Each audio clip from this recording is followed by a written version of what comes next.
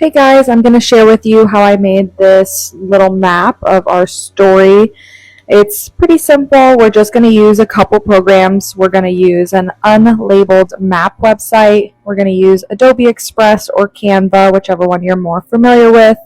MakerLab, which is Bamboo's place where you can make files, and then we're going to use our Bamboo slicer and send it to print. Okay, so first thing we're going to do is go to an unlabeled maps website. I'll link the one I used below, and you're going to put in whatever address you want to put your little heart on. It could be, your house or your first date or whatever the case may be. I used 2 hearts, but on this one I'm just going to use 1 for simplicity's sake. So right now I'm putting in an important house. So you're just going to take a screenshot of that map where you're going to put your important place, and you're going to save that to your computer.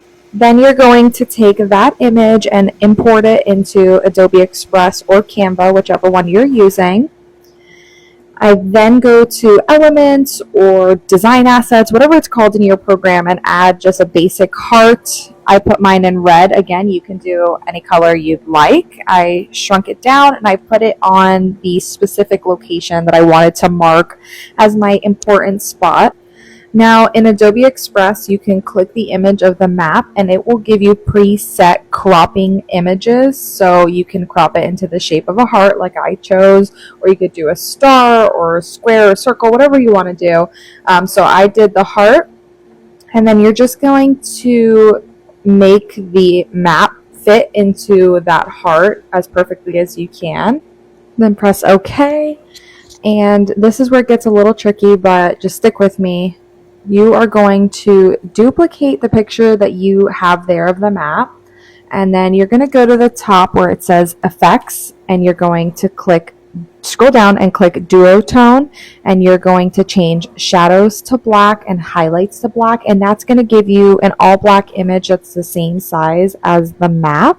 You're going to make it just a little bit bigger, and then you're going to send it backward, and that way you have a little black border. Just like that, we've finished in Adobe Express. You're going to download as a PNG or a JPEG, and we are going to take it over to MakerLab. Okay, in MakerLab, you're going to go to Image to Keychain or Bookmark, and you are going to put your map image into the program and let it do most of the work for you.